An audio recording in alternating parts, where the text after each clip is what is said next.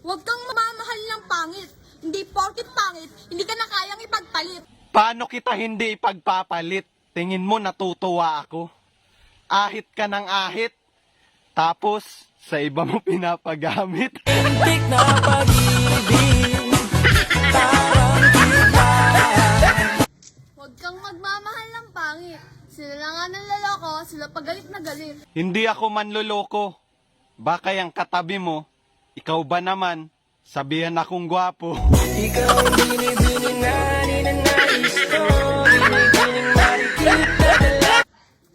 Huwag kang magmamahal ng pangit. Kasi kahit pangit, maloloko. Kung magpapaloko ka, dun na sa gwapo! Oo, alam ko na mas pipiliin mo yung gwapo kaysa sa pangit na tulad ko.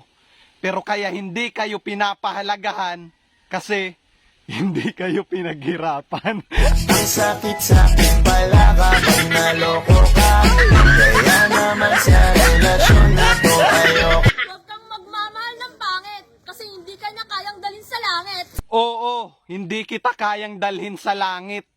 Andun kasi yung asawa ko, baka magalit. Ayaw kitang bilitin kung di ka pa handa.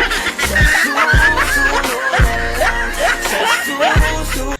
Huwag kang magmamahal ng pangit dahil kung sino pa yung pangit, sila pa yung mapanakit. Mapanakit? Bakit pag iniwan kayo ng mga pogi at gipit na gipit, kanino kayo lumalapit? Di ba sa aming mga pangit? Sana'y pinalang kita ng kilala. Pangit man sila sa iyong paningin, huwag kang mag-alala, hindi sila nagsisinungaling. Kung itsura lang ang labanan, alam ko talo ako. Pero kung patigasan ang ulo, subukan mo ako. Tumagilid, tumihaya, lumuhod at dumapa, na matapos na kami. Huwag kang magmamahal ng pangit. Kung sino pa yung pangit, siya pa yung hapit na hapit, kumabit. Hindi lahat ng pangit, kabit. Kaya lang naman kita pinagpalit kasi amoy kang anghit.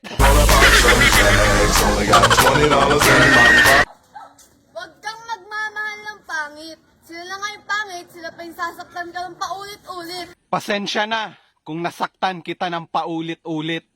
Hindi ka kasi pumipikit. Kaya kinurot na lang kita sa singit.